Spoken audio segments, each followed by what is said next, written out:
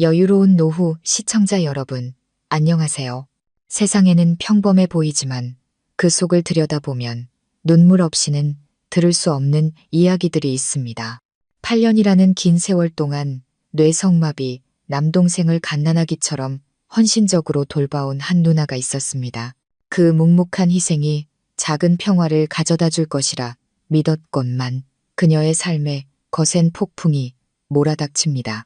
어느 날부터인가 이유 없이 배가 불러오기 시작하더니 결국 한밤중에 응급실로 실려가게 되죠.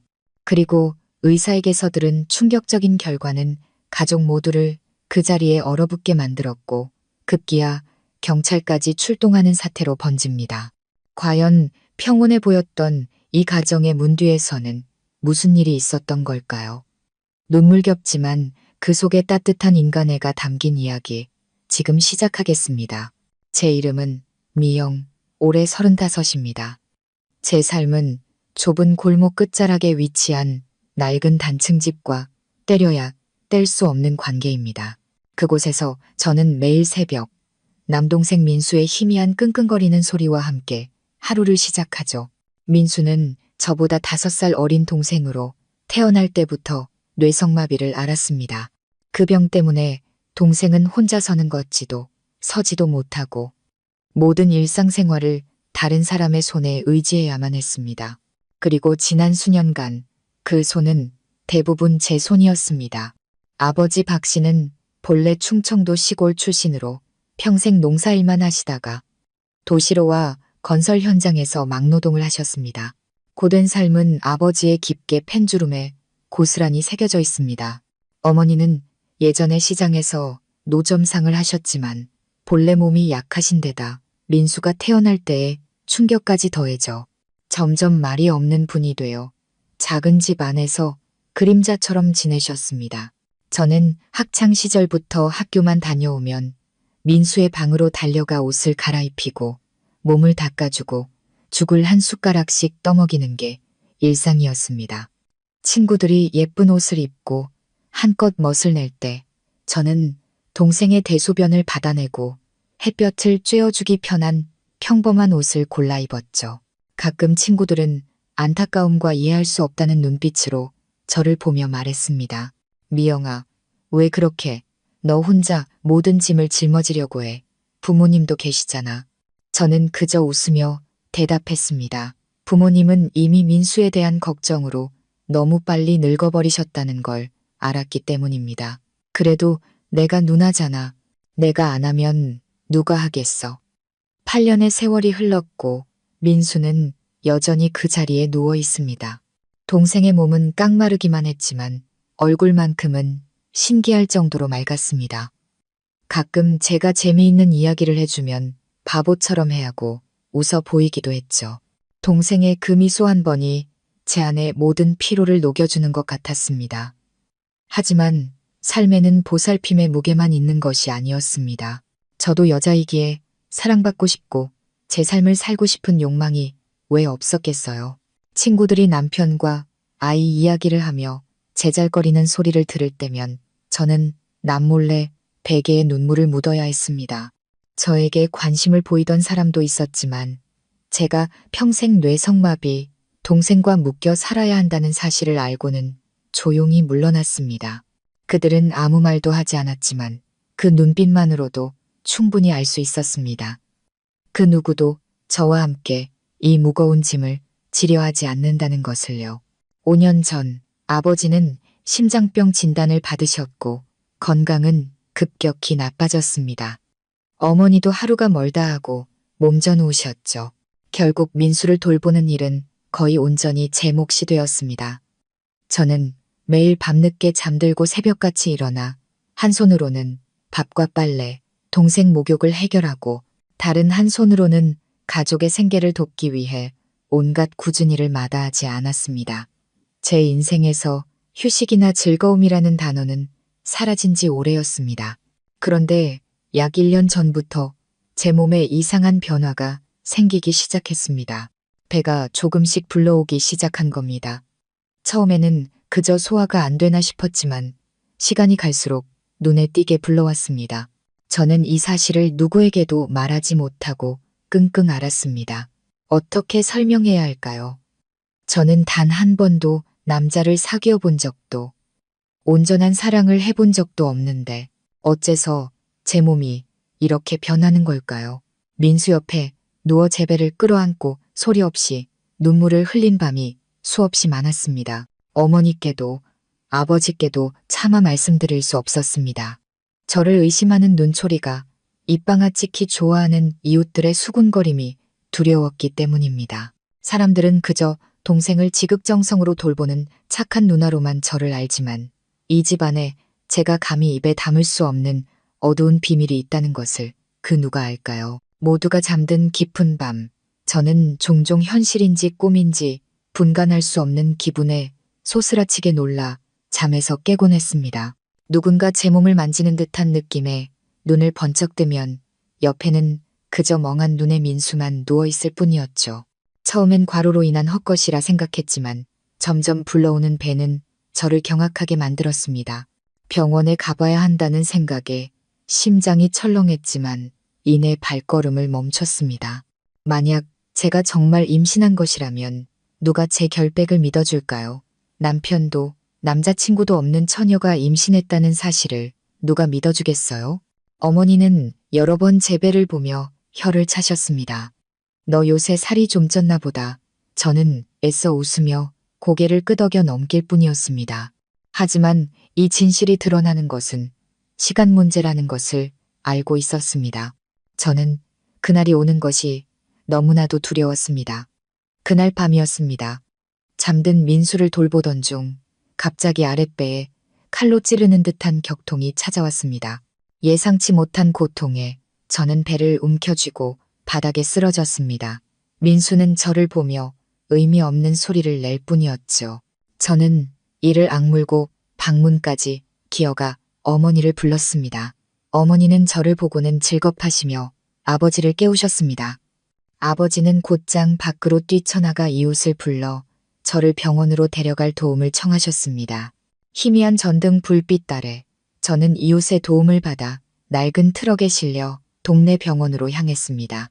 고통은 점점 더 심해졌고 온몸은 식은땀으로 흥건했습니다. 배는 수백 개의 바늘이 찌르는 듯 아팠습니다. 저는 공포에 떨며 머릿속으로 같은 질문만 되뇌었습니다. 왜 나에게 이런 일이, 내가 뭘 잘못했기에 이런 고통을 겪어야만 하는 걸까? 병원에 도착하자 의사는 제 배를 보더니 눈이 동그래졌습니다. 한 간호사가 황급히 다른 사람들을 부르러 달려갔습니다. 어렴풋이 의사가 외치는 소리가 들렸습니다. 빨리 응급실 준비해. 저는 온몸을 사시나무 떨듯 떨며 희미해지는 의식 속에서 오직 민수와 늙고 병든 부모님 생각뿐이었습니다. 무슨 일이 일어나고 있는지 채 이해하기도 전에 몇몇 의사들이 저를 경악스러운 눈빛으로 쳐다보는 것이 느껴졌습니다. 누군가는 서로 속삭이며 고개를 젓기도 했죠. 바로 그 순간 모든 것이 잘못된 방향으로 흘러가고 있음을 직감했습니다. 한 젊은 의사가 동료의 귓가에 대고 작게 속삭였지만 제 귀에는 똑똑히 들렸습니다. 이거 상황이 좀 이상한데 경찰에 바로 신고해야겠어. 제 심장이 쿵하고 내려앉았고 눈앞이 캄캄해졌습니다. 차가운 땀이 관자놀이를 타고 흘러내렸습니다. 저는 제가 깨어있는 건지 꿈을 꾸는 건지 분간할 수 없었습니다.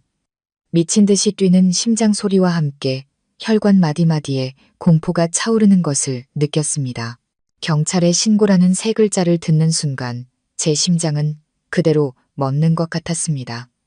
이동 침대에 누워 눈은 뜨고 있었지만 온몸의 감각은 사라진 듯 했습니다. 의사에게 무슨 일이냐고 제발 설명해달라고 소리치고 싶었지만 바싹 마른 목에서는 의미 없는 신음소리만 새어나왔습니다. 왜 경찰을 부르는 거지? 도대체 나에게 무슨 일이 일어나고 있는 거야? 난 아무 죄도 없는데. 어머니는 제 손을 붙잡고 울부짖으며 뒤따라오셨습니다. 미영아, 정신 차려. 엄마 여기 있어. 아버지는 복도에 멍하니 서 계셨습니다. 그 파랗게 질린 얼굴과 불안에 찬 눈빛은 평생 처음 보는 모습이었습니다. 한평생 굳건하게 살아오신 아버지에게 이 순간은 심장에 비수를 꽂는 것과 같았을 겁니다. 아버지는 아무 말도 하지 않았지만 문틀을 꽉 붙잡은 손은 쓰러지지 않으려 안간힘을 쓰는 것처럼 떨리고 있었습니다. 의료진은 저를 응급실로 밀고 들어갔습니다. 눈부신 조명과 코를 찌르는 소독약 냄새에 정신이 아찔했습니다. 한 여의사가 제게 다가와 엄한 목소리로 말했습니다. 진정하세요. 일단 검사부터 하겠습니다. 하지만 환자분의 상태에 비정상적인 정황이 있어 명확히 해야 할 것 같습니다. 혹시 털어놓을 말씀이 있으신가요? 저는 그저 고개를 저으며 눈물만 흘릴 뿐이었습니다. 저는 결백하다고, 아무 잘못도 하지 않았다고, 저는 그저 아픈 동생을 돌보는 평범한 누나일 뿐이라고 외치고 싶었지만 모든 말이 목구멍에서 막혀버렸습니다. 곧이어 초음파 검사가 시작되었습니다. 초음파 화면에 무언가 움직이는 형체가 희미하게 보였고 제 심장은 멎는 듯 했습니다. 저는 제 눈을 믿을 수가 없었습니다. 내가 정말 임신을 했다고? 머릿속으로 되뇌는 순간 걷잡을 수 없는 공포가 밀려와 온몸이 떨리고 눈물이 쉴 새 없이 흘러내렸습니다. 의사는 미간을 찌푸린 채 결과를 뚫어지라 쳐다보며 동료와 무언가 작게 상의했습니다. 잠시 후 가장 나이 들어 보이는 의사가 긴장된 얼굴로 다가왔습니다. 박미영 씨, 현재 임신 7개월입니다. 태아는 이미 많이 자랐고 조산의 징후가 있어 매우 위급한 상황입니다. 하지만 저희가 경찰에 신고할 수밖에 없었던 이유는 환자분은 미혼이고 가족분들 말로는 교제하는 남성도 없다고 하셨기 때문입니다. 그렇다면 이 아이는 대체 어디서 온 겁니까? 그 질문은 제 머리를 망치로 내리치는 것 같았습니다. 저는 목이 메어 한마디도 할 수 없었습니다. 맞습니다.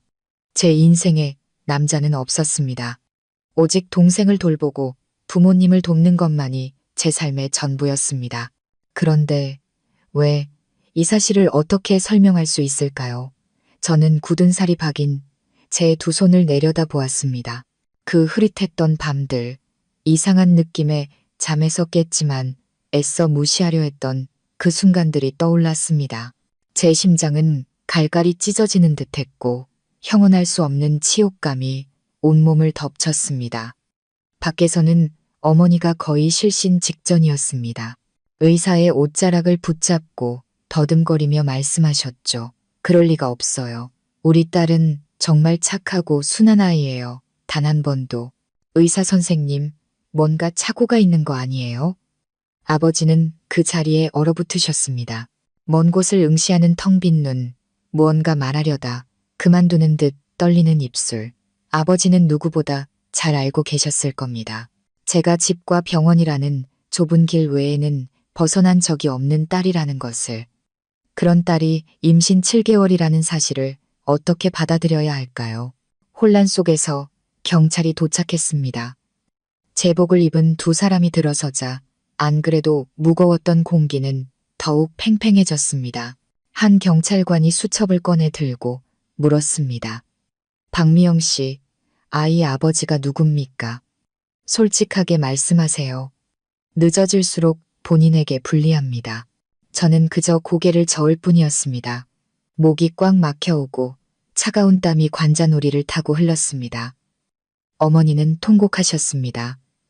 우리 딸은 아무것도 몰라요. 제발 믿어주세요. 어릴 때부터 집에서 아픈 동생만 돌봤어요. 남자친구도 없었고 멀리 가본 적도 없다고요. 어머니의 목소리는 흐느낌에 묻혀 끊어졌습니다. 하지만 경찰들은 여전히 의심의 눈초리를 거두지 않았습니다. 두 사람 중 한 명이 조용히 목소리를 낮춰 말했습니다. 저희는 이것을 성폭력 사건으로 의심하고 있습니다. 이 여성분은 보호받아야 하지만 동시에 조사를 위해 진실을 말해야 합니다. 임신 7개월인 아이가 상상만으로 생길 수는 없는 일이니까요. 그 말을 듣는 순간 제 심장은 멈추는 듯 했습니다. 성폭력 사건. 그 집 안에서 누가 저를 해칠 수 있었을까요? 이웃, 아는 사람, 아니면 머릿속을 스쳐 지나가는 끔찍한 가설에 온몸에 소름이 돋았습니다. 설마 우리 가족 안에서 누군가가 이런 끔찍한 죄를 저지른 걸까? 저는 더 이상 생각하고 싶지 않았습니다. 제가 혼란에 빠져 있는 동안 또다시 극심한 진통이 몰려왔습니다. 저는 비명을 지르며 두 손으로 배를 감쌌고 눈물은 본물 터지듯 쏟아졌습니다. 의사들이 다급하게 외쳤습니다. 빨리 분만실로 옮겨. 저는 어디론가 급하게 옮겨졌습니다. 침대 바퀴 구르는 소리, 어머니의 울음소리, 아버지의 거친 숨소리가 뒤섞여 악몽 같은 음악이 되었습니다. 분만대 위에서 저는 온몸이 찢어지는 듯한 고통을 느꼈습니다. 고통과 절망 속에서 눈물은 땀과 뒤섞여 흘러내렸습니다. 혼미한 정신 속에서 민수의 얼굴이 떠올랐습니다. 뇌성마비, 동생의 순진한 얼굴이 마치 저를 애원하듯 바라보는 것 같았습니다. 저는 흐느끼며 소리쳤습니다. 민수야, 누나가 미안해. 이윽고 작은 생명의 우렁찬 울음소리가 울려 퍼졌습니다. 제 심장이 덜컥 내려앉았습니다. 두려움과 고통이 동시에 밀려왔습니다. 아이는 간호사의 손에 들려 하얀 수건에 쌓여 있었습니다. 의사들은 당혹스러운 눈빛을 교환했습니다. 한 사람이 작게 중얼거렸습니다. 아이가 꼭 닮았는데.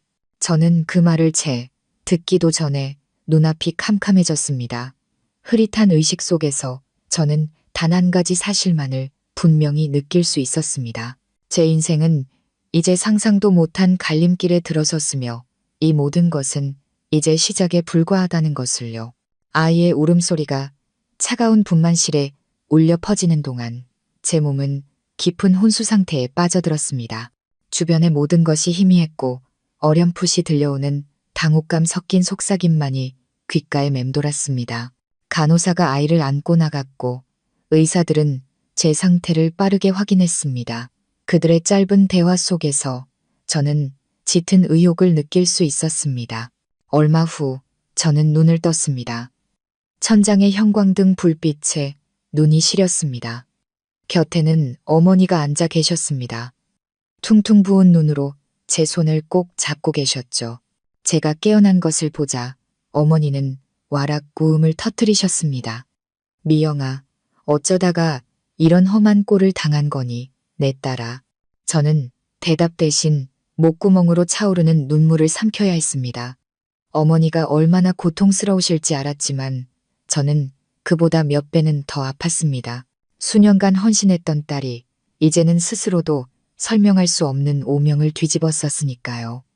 아버지 박 씨는 방구석에 조용히 서 계셨습니다. 그 깊이를 알 수 없는 눈에는 분노와 걱정이 뒤섞여 있었습니다.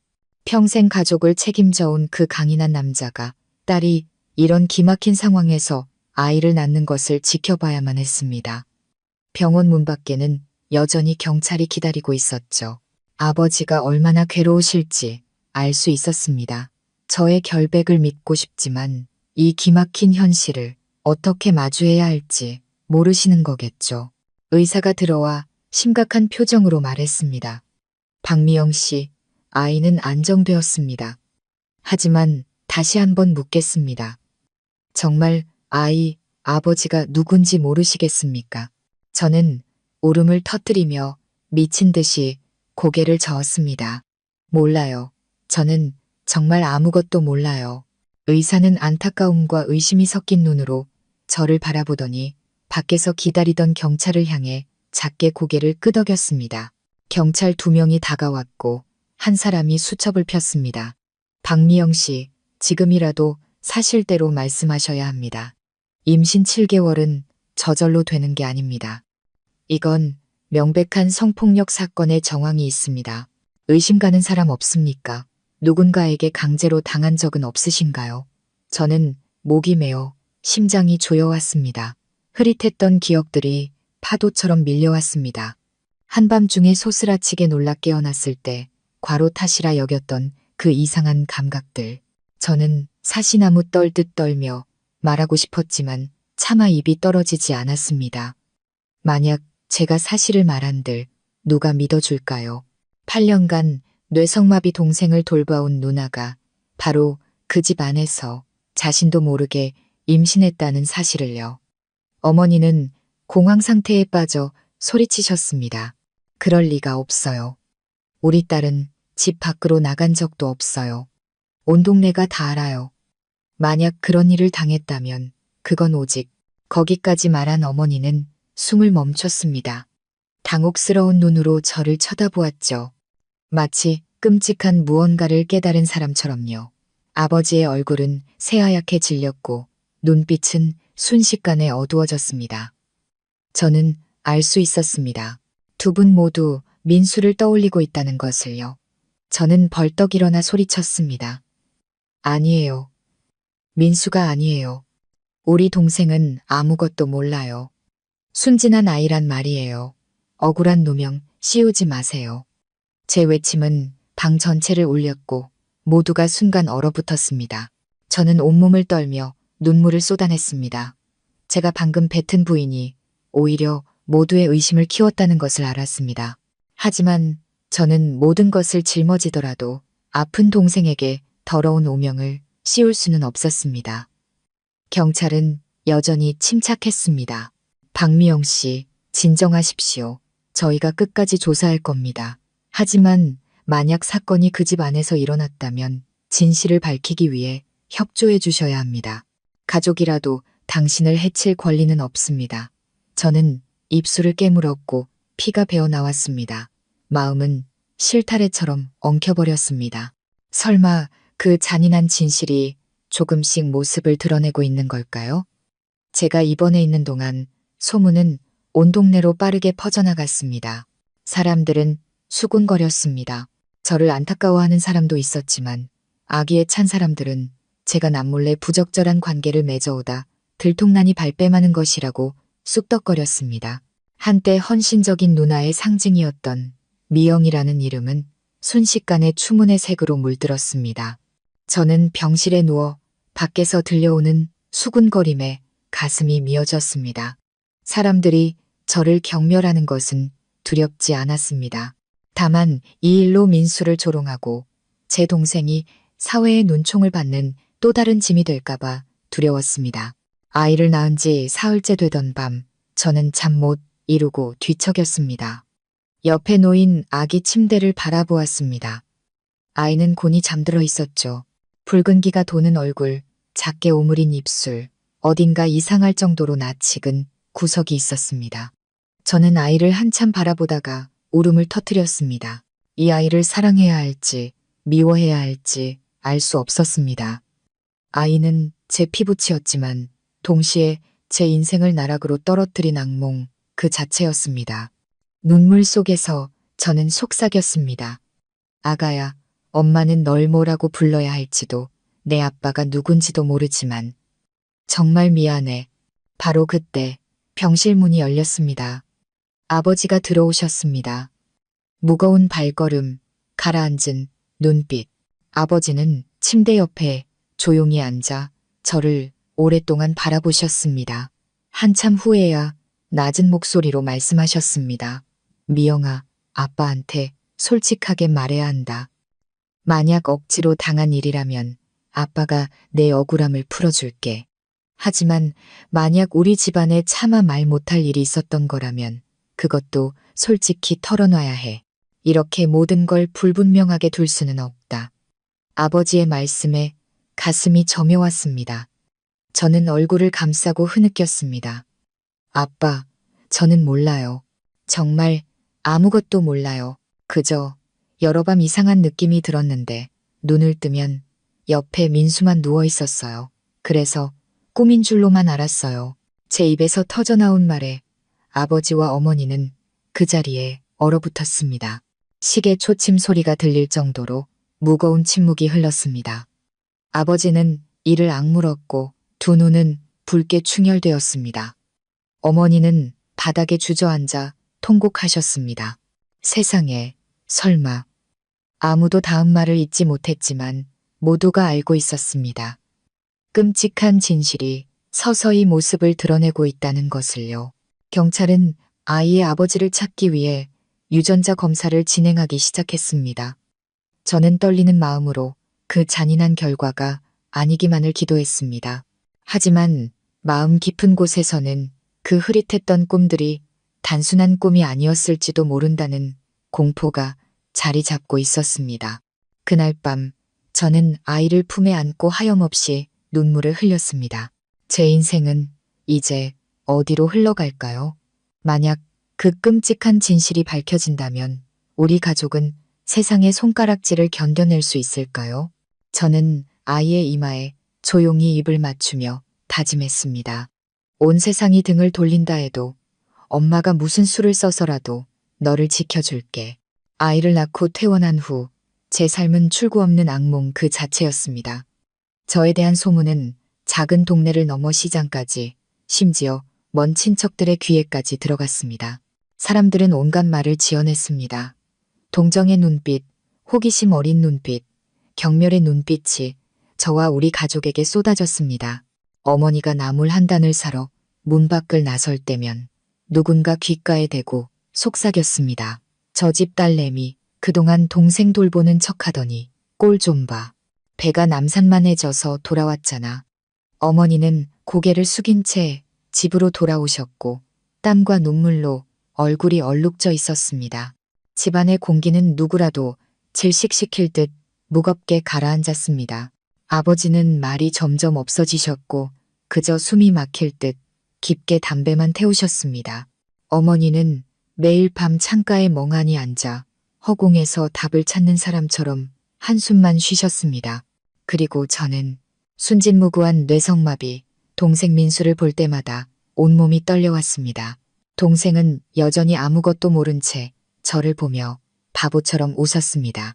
온 동네가 바로 자신을 제 뱃속에 생명을 잉태시킨 장본인으로 의심하고 있다는 사실을 꿈에도 모른 채 말입니다. 저는 동생이 안쓰럽고 가슴이 아프고 마음이 산산조각 나는 것 같았습니다. 경찰은 여러 번 집에 찾아와 진술을 요구했습니다. 그들은 끈질겼지만 그들의 눈에는 늘 의심이 가득했습니다. 한 번은 젊은 형사 한 분이 저를 보며 천천히 말했습니다.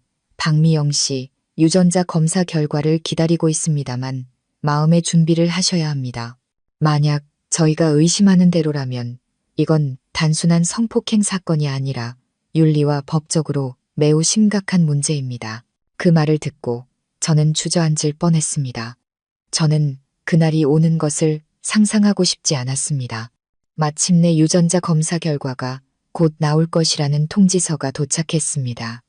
그날 밤 저는 작은 아이를 품에 안고 밤새도록 눈물을 흘렸습니다. 아이는 새근새근 잠이 들어 있었고 작은 손으로 제 손가락을 꼭 쥐고 있었습니다. 저는 목이 메어 속삭였습니다. 아가야, 만약 언젠가 세상이 너를 죄악이라고 부른다면 엄마에게 너는 언제나 기적이었다는 걸 기억해줘. 무슨 일이 있어도 엄마는 절대 널 버리지 않을 거야. 다음 날 아침 경찰이 찾아왔습니다. 그들은 우리 집의 좁은 거실에 앉아 부모님 앞에 서류 봉투를 내려놓았습니다. 한 사람이 입을 열었습니다. 유전자 검사 결과가 나왔습니다. 그리고 안타깝게도 저희가 우려했던 사실이 맞았습니다. 아이는 박민수 씨와 친자 관계가 성립됩니다. 그 말은 제 귀에 내리꽂히는 천둥 소리와 같았습니다. 어머니는 비명을 지르며 바닥에 쓰러져 머리를 감싸쥐고 더듬거렸습니다. 안 돼. 그럴 리가 없어. 세상에, 내 아들아. 아버지는 그 자리에 얼어붙었고 얼굴에 핏기가 완전히 가셨습니다. 손에 들고 있던 담배가 바닥으로 떨어졌습니다. 저는 아이를 끌어안은 채 온몸을 사시나무 떨듯 떨었고 목이 꽉 막혀왔습니다. 예감은 했지만 진실이 눈앞에 닥치자 도저히 감당할 수가 없었습니다. 경찰관이 엄숙하게 말했습니다. 더 깊이 조사해봐야겠지만 박미영 씨가 민수 씨를 돌보기 위해 함께 잠을 자는 동안 불행한 일이 발생했을 가능성이 높습니다. 추가 확인을 위해 가족분들의 협조가 필요합니다. 저는 울부짖으며 소리쳤습니다. 아니에요. 민수는 죄가 없어요. 걔는 아무것도 모른다고요. 우리 동생은 그럴 리가 없어요. 하지만 제가 올수록 문 밖에서 들려오는 수군거림은 더 커져만 갔습니다. 이웃들이 구름처럼 몰려들어 손가락질하며 떠들어댔습니다. 그들의 눈에는 경악과 경멸이 가득했습니다. 한 할머니 이웃이 속삭였습니다. 거봐, 내가 뭘 했어. 저절로 배가 부를 리가 없다고 했지. 알고 보니 그 말들은 수백 개의 바늘이 되어 제 심장을 찔렀습니다. 그날 밤 경찰이 돌아간 후 우리 집은 무서운 침묵에 잠겼습니다. 어머니는 기절하듯 놀다 지쳐 침대에 쓰러져 고통 속에서 제 이름만 부르셨습니다. 아버지는 툇마루에 앉아 텅 빈 눈으로 먼 곳을 바라보셨고 담배 연기는 여전히 그 주위를 맴돌았습니다. 그리고 저는 아이를 안고 심장이 부서지는 듯한 고통을 느꼈습니다. 민수는 여전히 구석에 앉아 무슨 일이 일어났는지 전혀 이해하지 못한 채 아이처럼 손뼉을 치고 있었습니다. 그런 동생을 보니 가슴이 아프고 안쓰러웠지만 동시에 마음속에 스며드는 혐오감을 떨칠 수가 없었습니다. 다음 날 소문은 걷잡을 수 없이 퍼져나갔습니다. 어떤 사람들은 제가 헌신적인 척하며 근친상간 관계를 숨겨왔다는 악의적인 이야기까지 지어냈습니다. 저는 숨이 막힐 것 같았습니다. 진실이 어떻든 간에 세상 사람들 눈에 비친 제 모습은 영원히 씻을 수 없는 오점이 될 것이라는 걸 알았습니다. 일주일 후 경찰은 공식적으로 사건 파일을 열었습니다. 민수가 인지 능력이 없어 행동을 통제할 수 없기 때문에 형사 범죄의 징후가 있는지 판단해야 했습니다. 만약 그렇다면 이것은 민수의 잘못이 아니었습니다. 하지만 그 누구도 제가 짊어진 고통을 설명할 수는 없었습니다. 부모님은 조사를 받으러 경찰서에 다녀오셨습니다. 돌아오셨을 때 어머니는 눈이 퉁퉁 붓도록 우셨고 아버지는 완전한 침묵에 잠겼습니다. 저는 알았습니다. 이제부터 저와 우리 가족의 삶은 결코 예전과 같을 수 없다는 것을요. 저는 더 이상 시장에 갈 수도 고개를 들고 누구를 쳐다볼 수도 없었습니다. 매일 집안에 웅크려 아이를 안고 민수를 달래며 끝없는 자기 분열 속에서 살았습니다. 몇 번이고 죽음을 생각했습니다. 이 모든 것을 끝내고 제 자신과 가족을 해방시키고 싶었습니다. 하지만 그때마다 저는 아이의 눈을 보았습니다. 아침 이슬처럼 맑은 그 눈을 보고는 차마 모든 것을 놓을 수 없었습니다. 그래, 어쨌든 이 아이도 내 피부치야. 내가 죽으면 누가 이 아이를 지켜주겠어. 그 고통스러운 나날 속에서 저를 지탱해준 유일한 한 가지는 민수를 향한 사랑이었습니다. 저는 동생에게 죄가 없다는 것을 알았습니다. 동생은 그저 운명의 희생자일 뿐 불완전한 몸과 순진한 정신에 갇혀 있을 뿐입니다. 동생은 죄가 무엇인지, 치욕이 무엇인지 알지 못합니다. 제가 동생 대신 그 모든 것을 짊어지고 세상의 저주로부터 동생을 지켜야 했습니다. 온 세상이 등을 돌려도 그 누구도 내 동생을 해치게 두지 않을 겁니다. 그날 밤 저는 아기 침대 옆에 앉아 의자에 기대 잠든 민수를 바라보았습니다. 창밖의 달빛이 동생의 순진한 얼굴을 비추자 가슴이 저며왔습니다. 저는 속삭였습니다. 민수야, 누나가 미안해. 어떻게 해야 할지 모르겠어. 하지만 누나는 절대로 널 버리지 않을 거야. 인생이 우리를 아무리 짓밟아도 누나는 언제나 내 누나로 있을게. 저는 앞으로 무슨 일이 닥칠지 알 수 없었지만 이 폭풍은 이제 시작에 불과하다는 것을 직감했습니다. 그리고 저는 우리 가족에게 남은 마지막 조각이라도 지키기 위해 모든 것에 맞설 준비를 해야만 했습니다. 경찰이 유전자 검사 결과를 공식적으로 발표한 그날 이후 저희 집은 마치 칼로 두 동강 난 것처럼 갈라졌습니다. 한쪽에는 부정할 수 없는 잔혹한 진실이, 다른 한쪽에는 순진한 동생을 향한 고통과 치욕, 그리고 연민이 있었습니다. 저는 몽유병 환자처럼 살았습니다. 온종일 아이를 안고 민수를 돌봤지만 마음은 늘 엉킨 실타래처럼 복잡했습니다. 경찰은 더욱 세밀하게 조사를 시작했습니다. 제가 민수와 함께 잠을 잔 지는 얼마나 되었는지, 집에 드나드는 다른 사람은 없었는지, 제가 몸에 이상한 낌새를 느꼈을 때 정말로 민수만 곁에 있었는지 등 수많은 질문을 던졌습니다. 저는 목이 메어 한마디 한마디 대답했습니다. 어떤 질문에는 저 자신조차 제 기억을 믿을 수 없었습니다. 제가 기억하는 것은 임신 사실을 전혀 모른 채 몇 달 동안 배가 불러왔다는 것뿐이었습니다.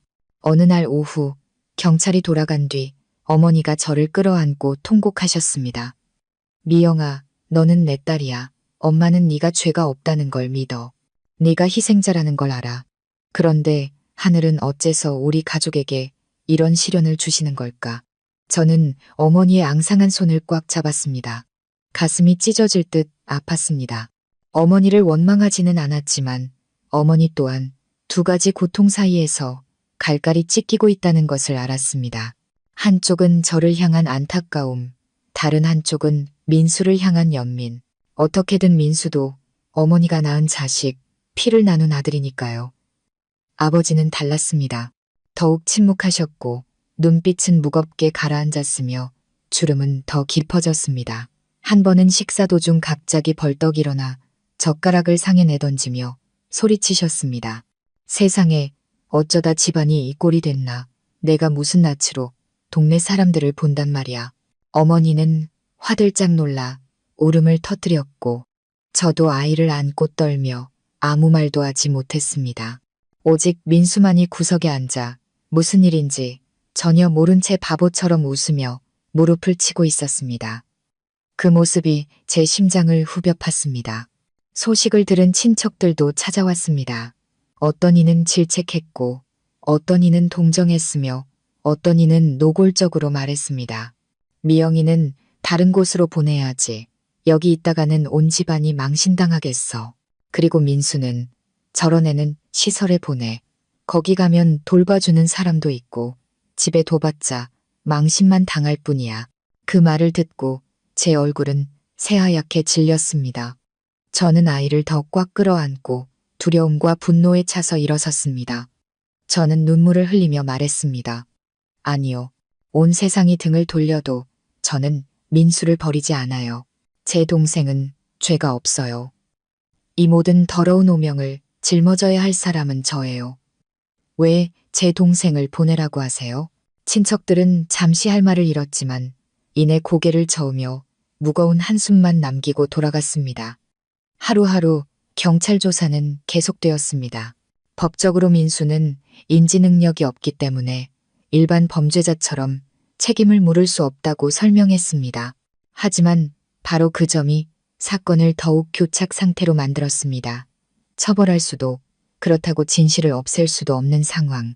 그 말을 듣고 제 가슴은 미어졌습니다. 결국 제가 동생 대신 모든 것을 짊어져야 한다는 뜻일까요? 잠 못 이루는 밤, 저는 순진하게 잠든 아이와 제 팔을 베고 아이처럼 잠든 민수를 보았습니다. 그리고 자문했습니다. 운명은 어째서 나를 이 출구 없는 굴레에 묶어버린 걸까? 저도 작은 가정을 꾸리고 저를 지켜줄 남편이 있는 삶을 꿈꿨습니다. 하지만 이제 제게 남은 것은 온 세상의 손가락질 속에서 두 명의 무고한 생명을 짊어져야 하는 앙상한 어깨뿐이었습니다. 어느 날 경찰이 찾아와 서류 한 장을 내밀었습니다. 박미영 씨, 아이의 법적 어머니로서 주 양육 책임은 당신에게 있습니다. 동시에 저희가 진상을 규명하는 과정에 계속 협조해 주셔야 합니다. 혹시라도 추가로 기억나는 점이 있다면 숨기지 말고 말씀해 주십시오. 이것은 매우 특수하고 중대한 사건입니다. 저는 고개를 끄덕였습니다. 눈물이 뺨을 타고 흘렀습니다. 더 이상 숨길 것도 없었지만 그 흐릿한 기억 외에 더 말할 것도 없었습니다. 그날 이후 저는 집 밖으로 거의 나가지 않았습니다. 골목에서 아이들이 저를 보며 저기 봐, 미영이, 아줌마, 애야, 근친상간이래 라고 외칠 때마다 심장에 소금을 뿌리는 것 같았습니다. 저는 아이를 안고 방으로 들어가 꼭 끌어안고 속삭였습니다. 아가야, 너는 죄가 없어. 너도 엄마처럼 희생자일 뿐이야. 하지만 제 속삭임이 세상의 험한 말들로부터 아이를 지켜줄 수 없다는 것을 잘 알고 있었습니다. 그러다 또 다른 비극이 닥쳤습니다. 어느 늦은 저녁, 가족이 조용히 식사를 하고 있을 때 경찰이 문을 두드렸습니다. 그들은 결정서 한 장을 들고 왔습니다. 추가적인 불상사를 막기 위해 민수를 당분간 사회복지시설로 보내 관찰하고 보호해야 한다는 통보였습니다. 그 말을 듣고 저는 온몸에 힘이 빠졌습니다. 저는 그들의 손을 붙잡고 애원했습니다.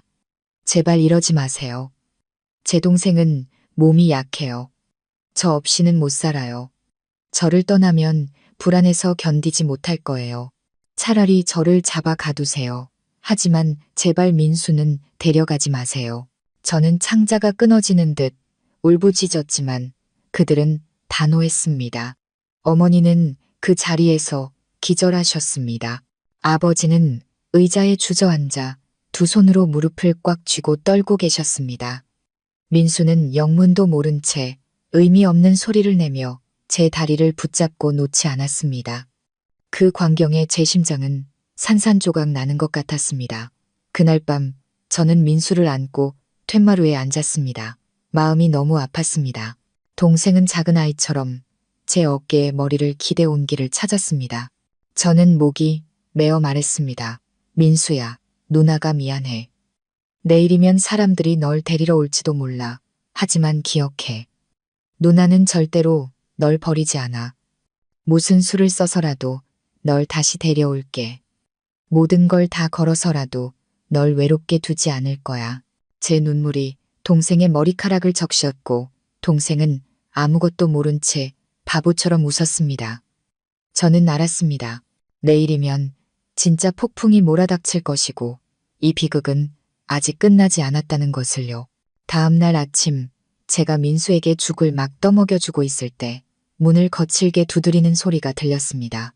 저는 깜짝 놀라 심장이 멎는 듯 했습니다. 어머니가 허둥지둥 나가 문을 열자 2명의 경찰관과 사회복지시설 직원들이 서 있었습니다. 그들은 서류를 내밀며 단호하게 말했습니다. 박민수 씨를 데리러 왔습니다. 이미 결정된 사항입니다. 그 말은 제게 청천벽력과 같았습니다. 손에 들고 있던 죽 그릇이 바닥에 떨어져 산산조각 났습니다. 민수는 깜짝 놀라 의미 없는 소리를 지르며 불안한 눈으로 저를 쳐다보았습니다. 저는 황급히 동생을 끌어안고 떨며 말했습니다. 안 돼요. 이렇게는 못해요. 민수는 저밖에 몰라요. 저를 떠나면 어떻게 살라고요. 저는 눈물을 쏟아내며 소리쳤습니다. 어머니는 바닥에 무릎을 꿇고 두 손을 모아 빌었습니다.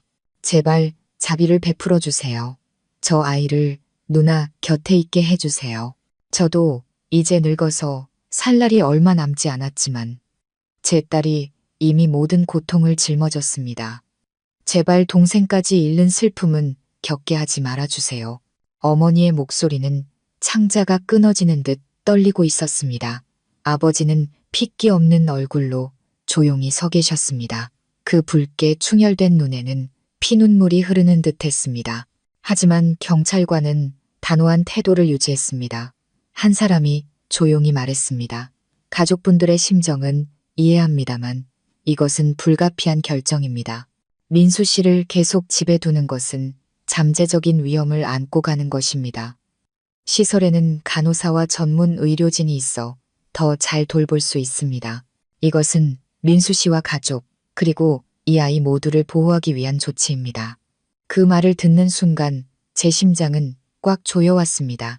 저는 아기 침대에서 곤히 잠든 제 딸을 그리고 민수를 번갈아 보았습니다. 동생은 아무것도 모른 채 제 손을 꽉 잡고 누나, 누나 하고 울먹일 뿐이었습니다. 그 부름이 비수가 되어 제 심장에 밝혔습니다. 저는 울부짖었습니다. 차라리 저를 감옥에 보내세요. 평생 가둬도 좋아요. 하지만 제 동생만은 제 곁에서 떠나게 하지 마세요. 제 동생은 아무 죄도 없어요. 한 직원이 다가와 제게서 민수의 손을 떼어내려 했습니다. 동생은 비명을 지르며 저에게 매달렸고 불편한 다리를 이끌고 바닥을 기었습니다. 저는 달려가 동생을 꽉 끌어안고 눈물을 쏟았습니다. 민수야, 무서워하지 마. 누나가 있잖아. 사람들이 널 어디로 데려가든 누나가 꼭 찾으러 갈게. 꼭 데리러 갈 거야. 저는 동생의 귓가에 속삭였고 동생은 그저 공포에 질려 얼굴을 찡그린 채 울부짖을 뿐이었습니다. 이 아수라장의 이웃들이 골목을 가득 메웠습니다. 저를 동정하는 사람들은 눈물을 흘렸고 악의적인 사람들은 또 수군거렸습니다. 거봐, 저렇게 데려가야지. 집에 둬봤자 골칫덩어리야. 저는 입술을 피가 나도록 깨물었습니다. 마음속은 굴욕감으로 가득 찼습니다. 세상은 어째서 이토록 잔인한 걸까요? 결국 그들은 민수를 차에 태웠습니다. 동생은 발버둥치며 제 쪽으로 손을 뻗었고 누나, 누나 하고 울부짖었습니다. 저는 비명을 지르며 차를 뒤쫓았지만 사람들에게 붙잡혔습니다. 어머니는 그 자리에서 기절하셨습니다. 아버지는 가슴을 부여잡고 마지막 숨을 몰아쉬는 사람처럼 거칠게 숨을 쉬셨습니다. 저는 무력하게 차가 골목 끝으로 사라지는 것을 지켜보았습니다. 심장이 가슴에서 통째로 뽑혀나가는 것 같았습니다. 그날 이후 원래도 어두웠던 집은 더욱 차갑게 식어갔습니다. 어머니는 자리에 누워 온종일 민수의 이름을 부르며 우셨습니다. 아버지는 식사도 거른 채 텅 빈 눈으로 조용히 집을 드나들 뿐이었습니다. 그리고 저는 어린 딸을 안고 끝없는 그리움과 죄책감 속에서 살았습니다. 잠을 이룰 수가 없었습니다. 눈을 감을 때마다 동생이 누나하고 부르던 목소리가 귓가에 맴돌았습니다. 절망 속에서 허우적대던 동생의 손짓이 눈앞에 어른거렸습니다. 저는 결심했습니다. 시설에 가야 한다고. 민수를 그곳에 혼자 둘 수는 없었습니다. 하지만 제가 면회를 신청했을 때 그들은 거절했습니다. 민수의 심리적 안정을 위해 시간이 필요하며 가족을 너무 빨리 만나면 더 불안해할 수 있다는 이유였습니다. 저는 무릎을 꿇고 애원했습니다. 제발 한 번만이라도 만나게 해주세요.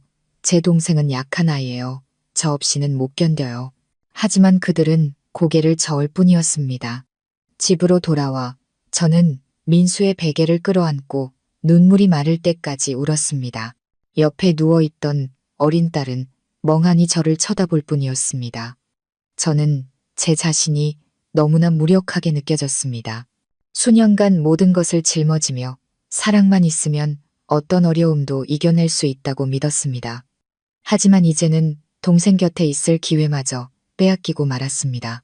몇 주 후 경찰이 다시 저를 불렀습니다. 그들은 제가 이상한 낌새를 느꼈던 밤들과 민수와 어떻게 함께 잠을 잤는지에 대해 자세히 물었습니다. 저는 울면서 모든 것을 이야기했습니다. 하지만 진술서에 서명을 할 때 손이 너무 떨려 글씨가 번질 정도였습니다. 한 경찰관이 저를 보며 작게 한숨을 쉬었습니다. 저희도 당신이 피해자라는 것을 압니다. 하지만 워낙 드문 사건이라 처리하기가 매우 어렵습니다. 어린 딸을 위해서라도 강해지셔야 합니다. 저는 고개를 끄덕였지만 마음은 칼로 베이는 듯 아팠습니다. 집에 돌아오니 어머니가 툇마루에 조용히 앉아 먼 곳을 바라보고 계셨습니다. 어머니가 나지막이 말씀하셨습니다. 미영아, 우리 그냥 민수 데려오자. 걔가 낯선 곳에 있는 걸 엄마는 더는 못 견디겠다. 걔도 내 자식인데 무슨 일이 있어도 엄마 품에 있어야지. 저는 어머니를 와락 끌어안고 목이 메었습니다. 저도 그러고 싶어요. 하지만 그 사람들이 허락하지 않을 거예요. 무슨 수를 써서라도 방법을 찾아볼게요. 엄마, 약속할게요. 그날 밤 저는 시설의 면회 신청서를 썼습니다. 한 명의 누나로서 8년이라는 긴 시간 동안 동생과 함께 해온 모든 진심을 담아 썼습니다. 저는 민수에 대해, 제 자장가를 들어야만 편히 잠드는 동생에 대해, 배가 고플 때마다 저를 부르던 동생에 대해 이야기했습니다. 단 한 번만이라도 동생을 만나게 해달라고 애원했습니다. 손이 떨리고 눈물이 종이를 적실 때까지 편지를 썼습니다. 신청서를 제출하는 날, 제 마음은 걱정과 희망으로 뒤섞였습니다. 앞으로의 길이 험난할 것을 알았지만 포기할 수는 없었습니다. 저는 이미 청춘과 명예, 그리고 평범한 가정을 꾸리는 꿈을 모두 잃었습니다. 이제 동생마저 잃을 수는 없었습니다.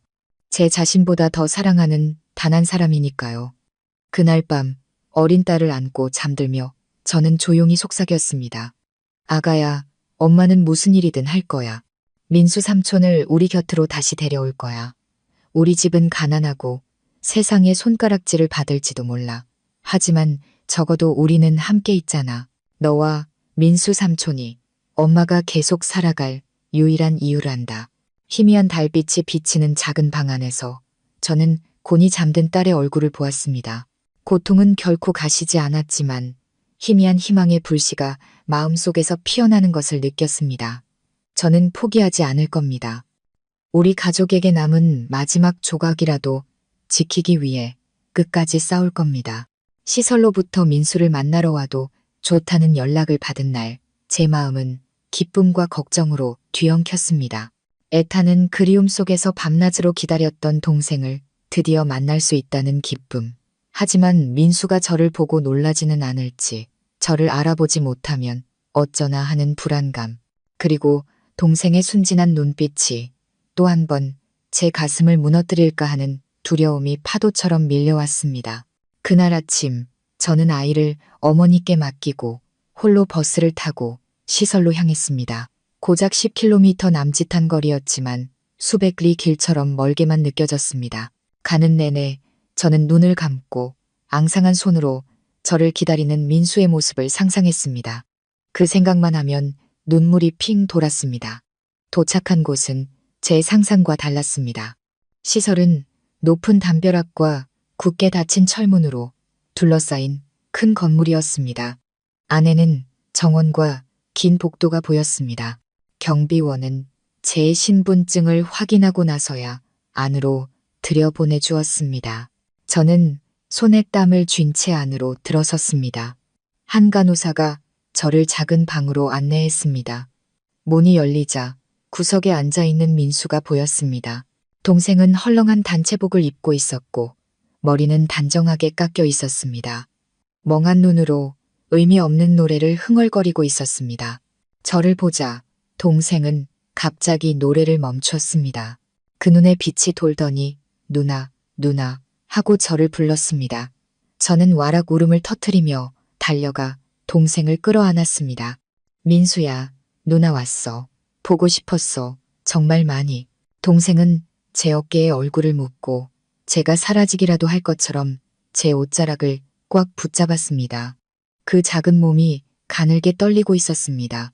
저는 동생을 꽉 끌어안고 눈물을 멈출 수 없었습니다. 하지만 그 짧은 행복은 잠시였습니다. 곁에 서 있던 간호사가 조용히 말했습니다.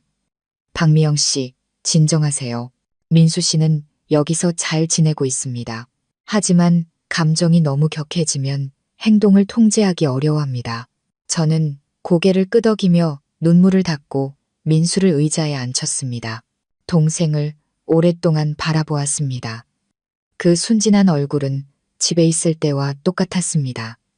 여전히 죄 없는 눈, 바보 같은 미소. 그런 동생을 보니 집에 두고 온 어린 딸이 생각났습니다. 저는 조용히 말했습니다. 민수야, 무서워하지 마. 누나가 어떻게든 너를 데리러 올게. 여기서 잘 돌봐주겠지만 누나는 언제나 내 곁에 있다는 걸 잊지 마. 동생은 말을 잘 듣는 아이처럼 고개를 끄덕였습니다. 그런데 그때 동생의 손목에서 작은 멍자국을 발견했습니다. 저는 깜짝 놀라 동생의 손을 잡았습니다. 이게 어떻게 된 거야? 누가 그랬어? 민수는 그저 바보처럼 웃을 뿐 대답이 없었습니다. 간호사가 서둘러 설명했습니다. 아마 새로운 환경에 적응하지 못해서 발버둥 치다가 그런 것 같습니다. 걱정 마세요. 저희가 소홀히 대하지 않습니다. 저는 고개를 끄덕였지만 마음은 불안했습니다. 애써 아니라고 생각하려 했지만 이곳에서 과연 내 동생이 제대로 된 대우를 받고 있을까? 하는 의심이 싹 텄습니다. 면회를 마치고 제가 돌아가려 하자 민수는 저에게 매달려 울부짖으며 놓아주지 않았습니다. 2명의 직원에게 끌려가는 동생의 모습을 보며 제 가슴은 갈갈이 찢어지는 듯 했습니다. 저는 눈물에 흐려진 시야로 계속 뒤를 돌아보며 다짐했습니다. 민수야, 누나는 널 버리지 않아. 무슨 수를 써서라도 진실을 밝히고 끝까지 널 지켜줄게. 집에 돌아와 저는 아기 침대 옆에 주저앉아 딸아이를 꽉 끌어안았습니다. 아이는 곤히 잠들어 있었고 작은 손이 제 가슴 위에서 꼼지락거렸습니다. 저는 아이를 보며 울음을 터뜨렸습니다. 아가야, 엄마는 강해져야 해. 너와 민수 삼촌을 위해서라도 절대 쓰러질 수 없어. 그 후 며칠 동안 저는 어떻게든 살기 위해 발버둥 쳤습니다. 돈을 벌기 위해 꾸준히를 마다하지 않았고 낮에는 어머니께 아이를 맡기고 밤에는 아이를 안고 민수를 그리워했습니다.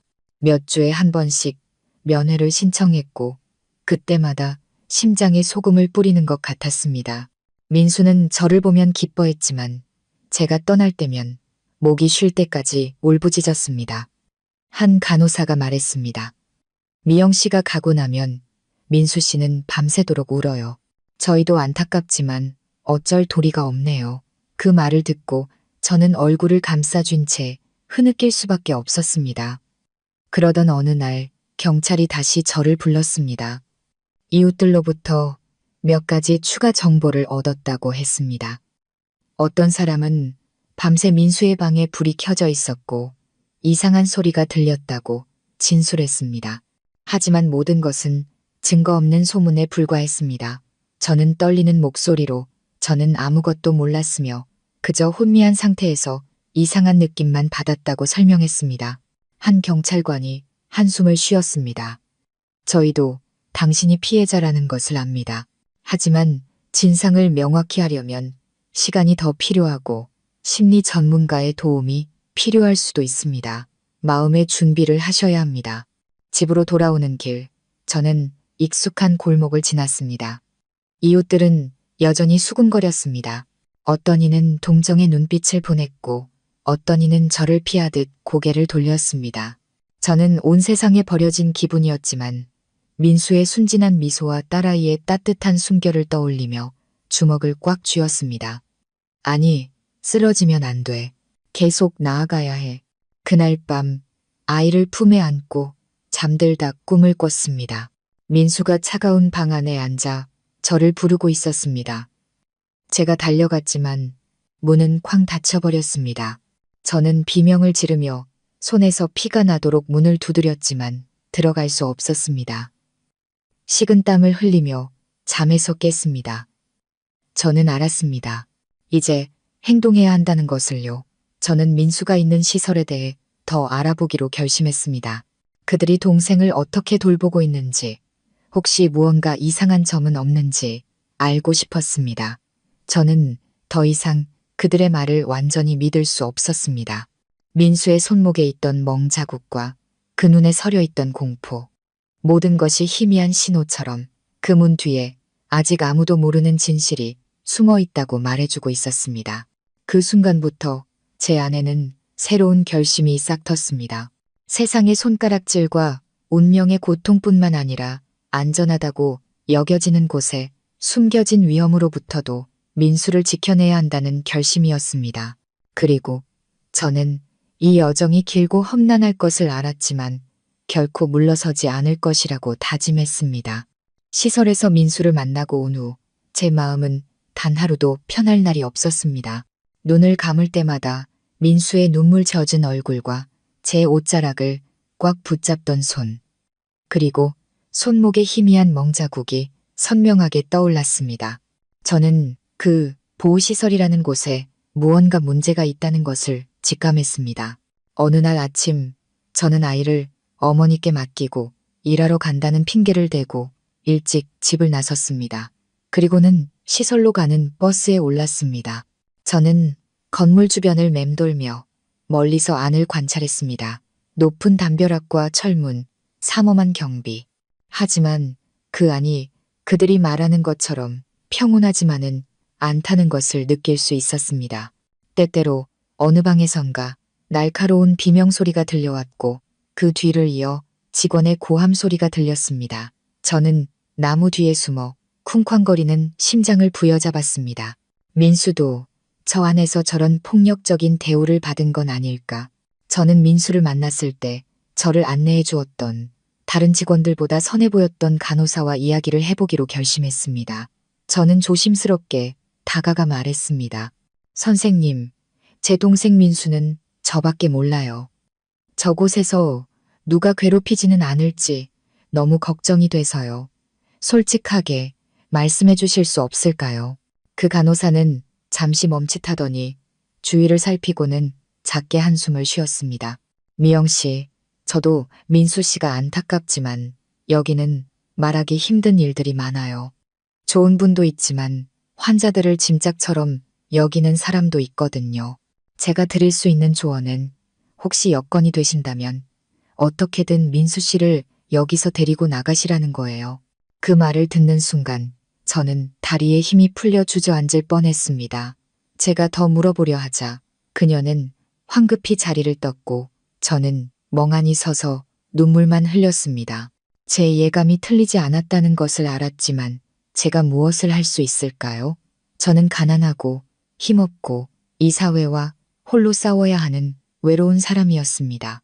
그날 밤 아이를 안고 잠들며 저는 속삭였습니다.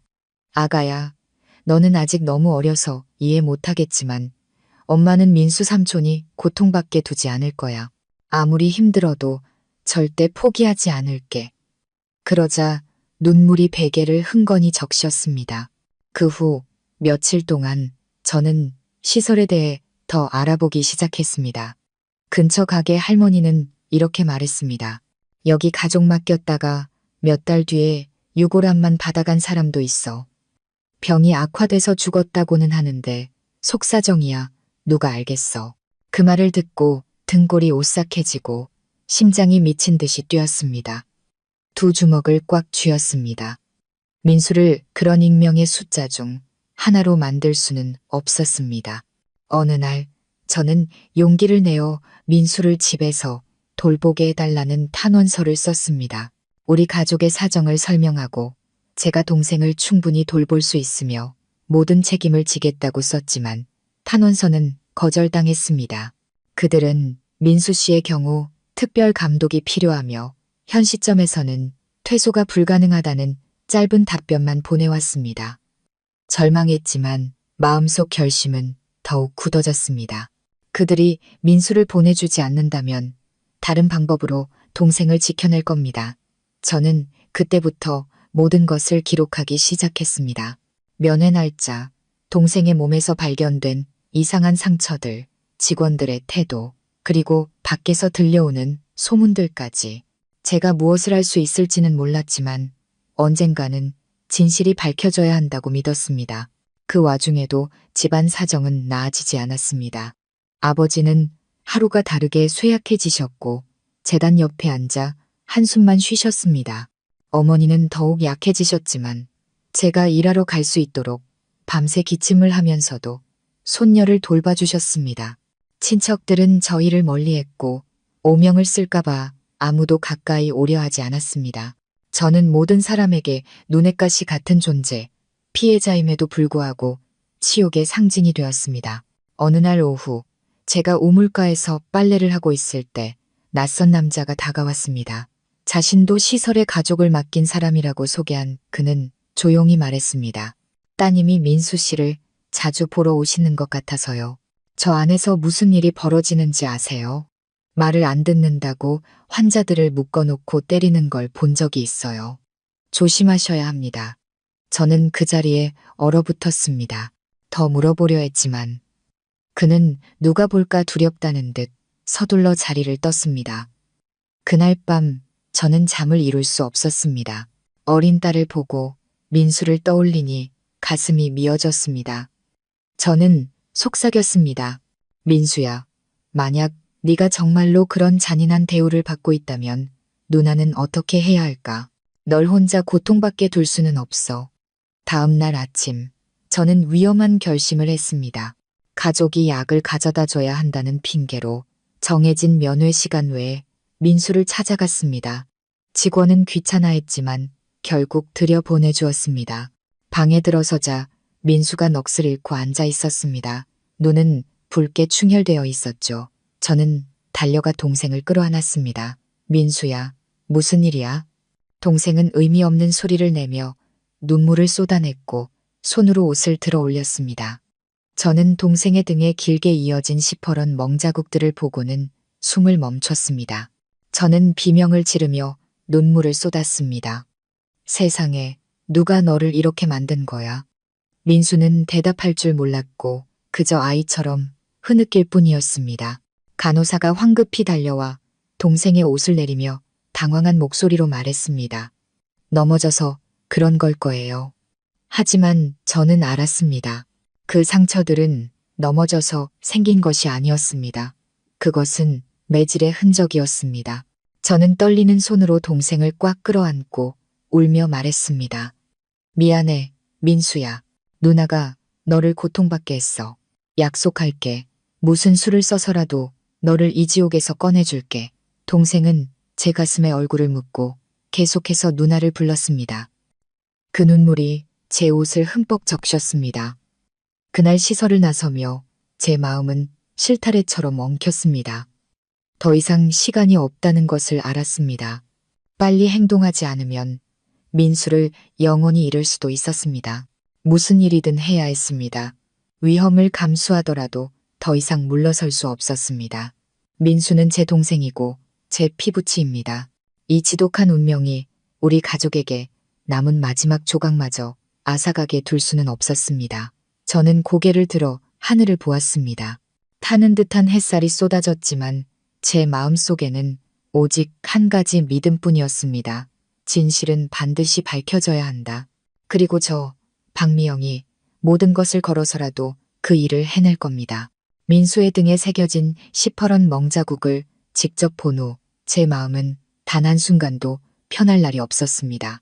분노와 죄책감 그리고 공포가 저를 짓눌렀습니다. 제가 침묵한다면 민수는 계속해서 고통받을 것이라는 것을 알았습니다. 동생은 순진해서 저항할 줄도 도움을 청할 줄도 몰랐습니다. 동생에게는 오직 저 하나뿐이었습니다. 그날 밤 저는 한숨도 자지 못했습니다. 옆에 누운 어린 딸이 이따금 뒤척이며 작은 손으로 제 손가락을 꽉 쥐었습니다. 마치 엄마 힘내세요 라고 말하는 것 같았습니다. 어머니는 옆 침대에서 얕은 잠을 주무시며 앙상한 어깨를 떨고 계셨습니다. 아버지는 툇마루에 앉아 밤새도록 담배를 태우셨고 매캐한 연기가 집안을 가득 메웠습니다. 우리 모두 지쳐 있었지만 제가 일어서지 않으면 이 가족은 무너져 내릴 것이라는 것을 알았습니다. 다음 날 저는 다시 시설로 향했습니다. 하지만 이전처럼 정문으로 들어가지 않았습니다. 건물 뒤편으로 돌아가 근처 가게에서 무언가를 사는 척하며 안을 살폈습니다. 그곳에서는 환자들이 갇혀 있는 병동이 보였습니다. 비명소리, 의미 없는 울음소리, 무언가를 부수는 소리가 들려왔습니다. 저는 그 자리에 얼어붙었습니다. 그 소리들은 보호가 아닌 감금과 지옥을 연상시켰습니다. 가게 주인은 눈이 흐릿한 할머니였습니다. 하지만 제가 그쪽을 계속 쳐다보자 작게 한숨을 쉬며 말했습니다. 저 안에 가족이라도 있소. 저는 깜짝 놀라 고개를 끄덕였습니다. 할머니가 목소리를 낮췄습니다. 여기 말도 못할 일들이 많아. 사람들은 그냥 맡겨놓고는 나 몰라라 하지. 안에서 무슨 일이 일어나는지 누가 알겠어. 내가 여기서 장사한 지 오래라. 저런 비명소리 한두 번 들은 게 아니야. 하지만 난 그저 장사꾼일 뿐인데 누구한테 말하겠어. 저는 떨리는 손을 꽉 쥐었습니다. 할머니, 제 동생이 저 안에 있어요. 어떻게 해야 동생을 구할 수 있을까요? 할머니는 그저 고개를 저었습니다. 아가씨, 가족을 생각한다면 용기를 내야 해. 증거가 있어야지. 그냥 말로만 해서는 아무도 안 믿어줘. 그 말이 제 머릿속을 맴돌았습니다. 그래, 증거를 찾아야 해. 눈물이나 하소연만으로는 안 돼. 이 세상은 눈으로 보고 귀로 들은 것만 믿으니까. 그날 밤, 저는 아버지께 이 사실을 말씀드렸습니다. 아버지는 오랫동안 침묵하시다가 담배를 깊게 한 모금 빨아들이셨습니다. 마침내 아버지는 잠긴 목소리로 말했습니다. 미영아, 네가 가려는 길이 험난한 길이라는 걸 안다. 하지만 네가 결심했다면 아빠는 막지 않으마. 그들이 널 가만두지 않을까 봐 걱정이다. 하지만 자식이 고통받는데 외면하는 아비가 어디 있겠냐. 네가 하려는 대로 해라. 아빠가 뒤에 있을게. 그 말을 듣고 목이 메어 눈시울이 붉어졌습니다. 이 모든 비극이 시작된 후 처음으로 아버지가 무력한 남자가 아닌 든든한 버팀목으로 느껴졌습니다. 어머니는 달랐습니다. 제 손을 잡고 눈물을 흘리며 말씀하셨습니다. 미영아, 너는 아직 어린데 그들과 싸워서 이길 수 있겠니? 그냥 조용히. 우리 민수가 사람만 있다면 그걸로 된 거 아닐까?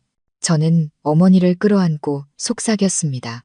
엄마, 우리가 침묵하면 민수를 그들 손에 다시 밀어넣는 거나 마찬가지예요. 저는 그럴 수 없어요. 저를 믿어주세요, 엄마. 제가 방법을 찾을게요. 다음 날 저는 예전에 아르바이트를 하며 알게 된 읍내 신문사에서 일하는 기자 한 분에게 연락했습니다.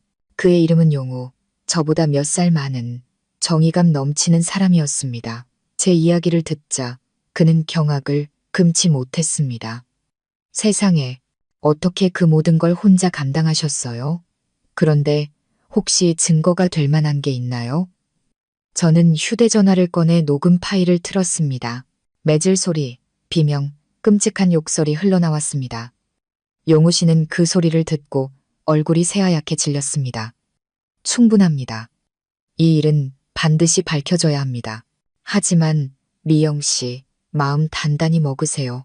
이 사실이 세상에 알려지면 그들의 반격도 거셀 겁니다. 저는 고개를 끄덕였습니다.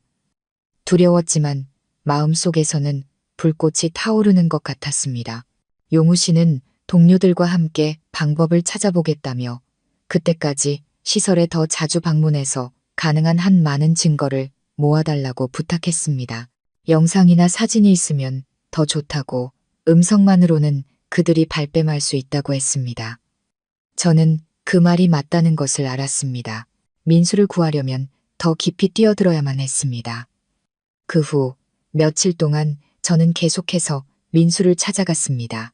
옷 주머니에 휴대전화를 숨기고 환자들이 묶여있는 모습이나 비명소리, 그리고 공포에 질린 민수의 얼굴을 몰래 촬영했습니다. 그럴 때마다 심장이 미친 듯이 뛰고 식은땀이 흘렀습니다. 만약 들키기라도 한다면 다시는 이곳에서 걸어 나가지 못할지도 모른다는 공포가 밀려왔습니다. 하지만 동생을 생각하며 이를 악물고 버텼습니다. 한 번은 제가 민수에게 과자를 주는 척하며 한 직원이 다른 환자를 거칠게 밀어 넘어뜨리는 장면을 몰래 촬영했습니다. 집에 돌아와 그 영상이 찍힌 것을 확인했을 때 저는 울면서 웃었습니다. 이것이 바로 그들이 부정할 수 없는 진실이었습니다. 용우 씨와 그의 동료들은 관련 자료를 모으기 시작했습니다. 그는 제게 말했습니다. 미영 씨, 저희가 탐사보도 프로그램을 준비하고 있습니다. 하지만 타이밍을 기다려야 합니다. 그때까지 비밀을 지키고 아무도 의심하지 않게 조심하세요. 저는 고개를 끄덕였습니다. 불안했지만 한 줄기 희망이 보였습니다. 그 기나긴 어둠 속에서 처음으로 작은 문이 열리는 것을 보았습니다. 그 와중에도 민수는 하루가 다르게 쇠약해졌습니다. 제가 찾아갈 때마다 눈에 띄게 말라갔고 눈은 초점을 잃었으며 몸의 멍자국은 사라졌다. 다른 곳에 다시 나타나곤 했습니다. 한 번은 동생이 저를 꽉 끌어안고 무서워, 무서워 하고 떨며 속삭였습니다. 저는 동생을 끌어안고 목이 메어 말했습니다. 민수야, 조금만 참아. 이제 곧 누나가 너 데리러 올게. 누나 버리면 안 돼. 알았지? 동생은 가여운 아이처럼 제 가슴에 얼굴을 묻었습니다. 하지만 제가 몰래 촬영하는 날이 길어지자 의심의 눈초리를 피할 수는 없었습니다. 한 직원이 저를 빤히 쳐다보며 비웃었습니다. 동생을 참 아끼시네요. 좋은 일이죠. 하지만 너무 과한 건 때로는 자신을 해치는 법이에요. 남들이 하는 말만 듣고 너무 캐고 다니지 마세요. 저는 그들이 저를 경계하기 시작했다는 것을 깨닫고 소름이 돋았습니다. 집에 돌아와 어머니께는 차마 말씀드리지 못했습니다. 걱정하실까봐 두려웠습니다. 저는 그저 아이를 안고 그 맑은 눈을 보며 다짐할 뿐이었습니다. 아가를 위해서, 민수를 위해서 엄마는 끝까지 갈 거야. 피를 흘리게 되더라도 물러서지 않을 거야. 그러던 어느 날 저녁, 용우 씨에게서 다급한 목소리로 전화가 왔습니다. 미영 씨, 증거는 충분히 모였습니다. 곧 방송이 나갈 겁니다. 하지만 준비하셔야 합니다. 방송이 나가면 미영 씨의 신원도 공개될 수 있습니다. 감당하실 수 있겠어요? 저는 할 말을 잃었습니다. 제가 세상 앞에 나서는 순간 모든 사람이 저를 주목할 것이라는 걸 알았습니다. 아버지가 불분명한 아이를 낳은 여자, 끔찍한 의혹에 휩싸인 사람으로 말입니다. 하지만 제가 침묵한다면 민수는 어둠 속에 갇혀 짓밟힐 것입니다. 저는 고개를 들고 눈물을 닦으며 또렷하게 말했습니다. 저는 준비됐어요. 더 이상 잃을 것도 없습니다. 민수만 구할 수 있다면 저는 모든 것을 감당할 수 있어요. 방송 날짜가 다가올수록 마음이 불안해졌습니다. 두려웠지만 동시에 기다려졌습니다. 진실이 밝혀지면 저를 증오하는 사람들도 생기겠지만 적어도 민수와 우리를 공정한 눈으로 바라보는 사람들도 있을 것이라 믿었습니다. 방송 전날 밤 저는 제단 앞에 앉아 기도했습니다.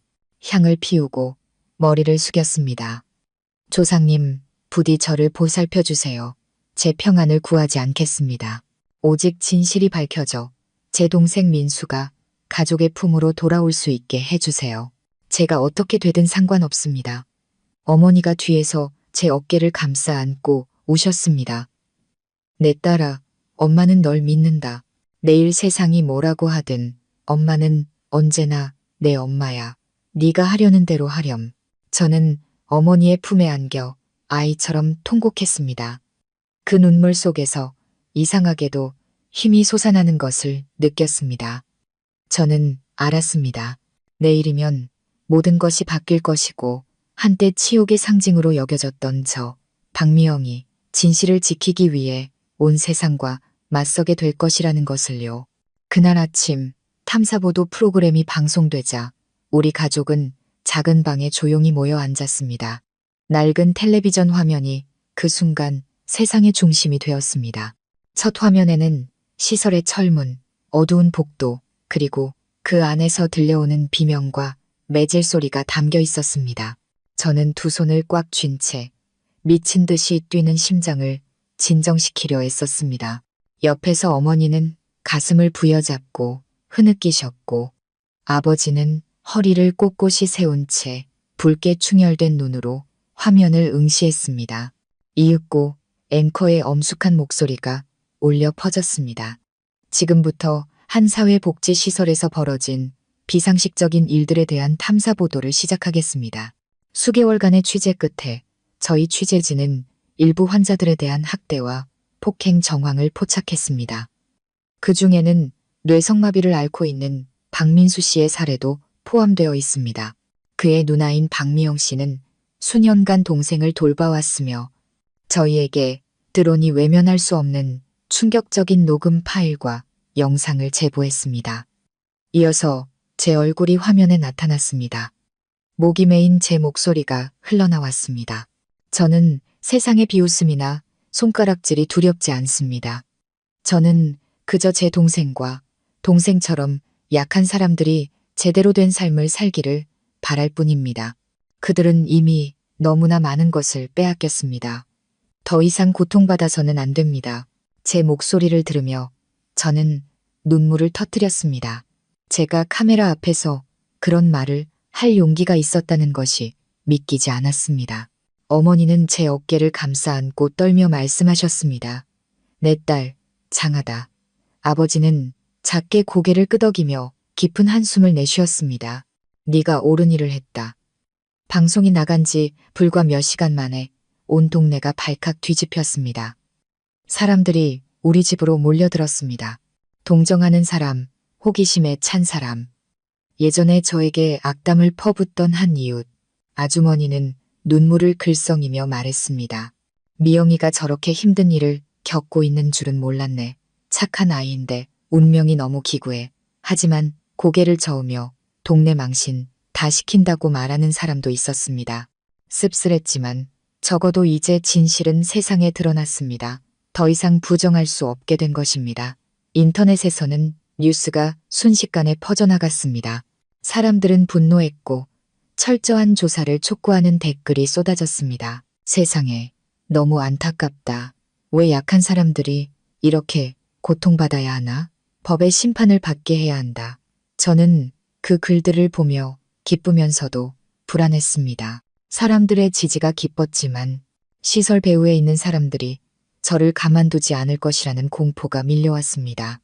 아니나 다를까 그날 오후 낯선 남자가 우리 집 대문 앞에 찾아왔습니다. 그는 깔끔한 셔츠 차림으로 위협적인 목소리로 말했습니다. 박미영 씨, 이제 그만하시죠. 시설의 명예를 훼손한 결과가 어떨지 알고나 하는 짓입니까? 저는 아이를 안고 떨며 대답했습니다. 저는 사실을 말했을 뿐입니다. 당신들이 떳떳하다면 무엇이 두렵습니까? 그는 저를 노려보다 돌아섰지만 떠나기 전 한마디를 던졌습니다. 몸 조심하는 게 좋을 거야. 등골이 오싹했지만 아이를 보고 민수를 떠올리자 제 결심은 더욱 굳어졌습니다. 다음 날 경찰이 공식적으로 수사에 착수했습니다. 그들은 저를 불러 모든 증거를 제출해달라고 요청했습니다. 저는 그동안 몰래 녹음하고 촬영했던 모든 파일과 다른 환자, 가족들의 증언을 모두 넘겼습니다. 한 형사님이 제게 말했습니다. 박미영 씨, 정말 용감하셨습니다. 저희가 철저하게 수사하겠습니다. 위법 행위가 있다면 반드시 엄중히 처벌할 것입니다. 그 말을 듣고 저는 눈물을 흘렸습니다. 그 기나긴 시간 끝에 처음으로 정의가 제 곁에 다가온 것 같았습니다. 몇 주가 흐르는 동안 수사 소식은 연일 신문을 장식했습니다. 그 시설이 이전에도 여러 번 고발당했지만 번번이 무마되었다는 사실이 밝혀졌습니다. 이제 여론의 압박 앞에서 그들은 더 이상 발뺌할 수 없었습니다. 일부 직원들은 직위 해제되었고 시설 원장은 소환 조사를 받았습니다. 저는 그 소식을 보며 기쁘면서도 긴장했습니다. 진실이 밝혀지는 것은 기뻤지만 그들이 저를 뼈에 사무치도록 증오할 것이라는 사실이 두려웠습니다. 그동안 민수는 여전히 시설에 남아 수사 결과를 기다리고 있었습니다. 면회 절차는 더욱 까다로워졌습니다. 제가 찾아갈 때마다 동생은 저를 꽉 끌어안고 놓지 않았고 눈에는 공포가 서려 있었습니다. 저는 속삭였습니다. 민수야, 조금만 더 힘내. 누나가 꼭 너 데리러 올게. 그날이 얼마 남지 않았어. 동생은 울면서 웃었고 그 눈물이 제 어깨를 적셨습니다. 저는 동생이 제게서 마지막 희망을 보고 있다는 것을 알았습니다. 어느 날 제가 아이에게 젖을 물리고 있을 때 용우 기자에게서 전화가 왔습니다. 흥분된 목소리였습니다. 미영 씨, 좋은 소식입니다. 노동부와 경찰이 위험을 피하기 위해 일부 환자들을 임시 퇴소시키기로 결정했습니다. 그 명단에 민수 씨가 포함되어 있어요. 내일 민수 씨를 집으로 데려올 수 있습니다. 저는 그 자리에 얼어붙었다가 이내 빗줄기처럼 눈물을 쏟아냈습니다. 그 소식을 들은 어머니는 바닥에 주저앉아 하늘이 도우셨다고 되뇌셨습니다. 아버지는 고개를 돌려 황급히 눈물을 훔치셨습니다. 다음 날 저와 부모님은 함께 시설로 향했습니다. 직원의 부축을 받으며 나온 민수는 몹시 쇠약해 보였지만 저를 보자 그 눈이 환하게 빛났습니다. 동생은 제 품에 달려들어 누나 하고 울부짖었습니다. 저는 동생을 꽉 끌어안고 눈물과 함께 말했습니다. 민수야, 이제 집에 가자. 이제 아무도 너를 때리지 않을 거야. 아무도 너를 아프게 하지 못해.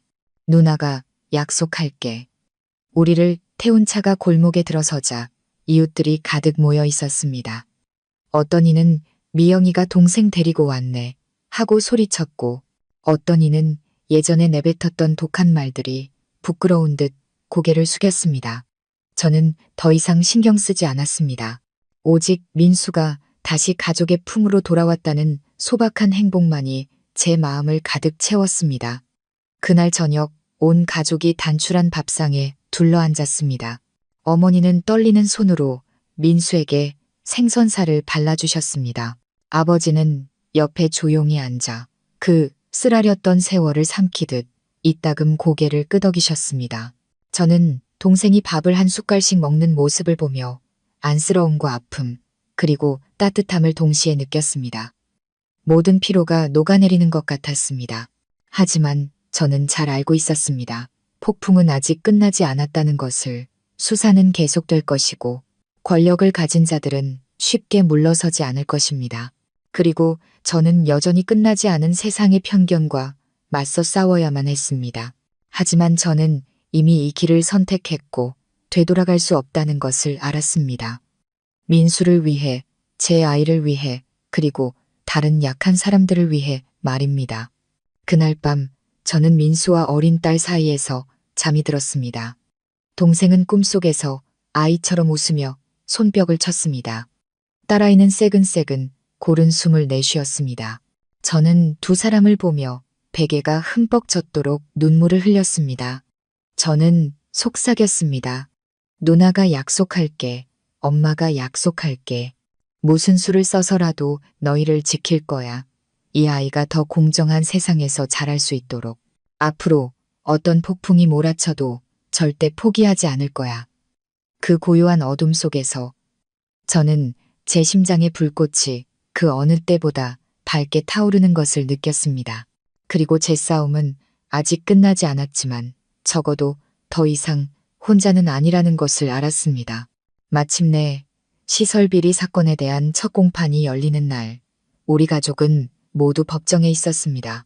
저는 민수의 손을 잡았고 부모님은 긴장된 얼굴로 뒤에 앉아 계셨습니다. 법정 안은 기자들과 사람들로 가득했고 카메라 플래시가 쉴 새 없이 터졌습니다. 저는 심장이 미친 듯이 뛰는 것을 느꼈습니다. 손은 떨렸지만 무서워하지 마. 누나가 옆에 있어라고 말하듯 민수의 어깨를 굳게 잡았습니다. 판사가 피고인들의 혐의를 낭독했습니다. 환자 폭행, 지원금 횡령, 그리고 여러 건의 의문스러운 사망 사건은 폐.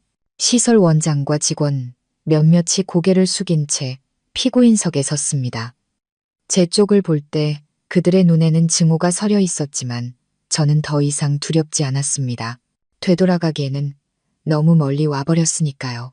텔레비전 보도, 제가 목숨을 걸고 녹음했던 파일과 영상들, 모든 것이 증거로 제출되었습니다.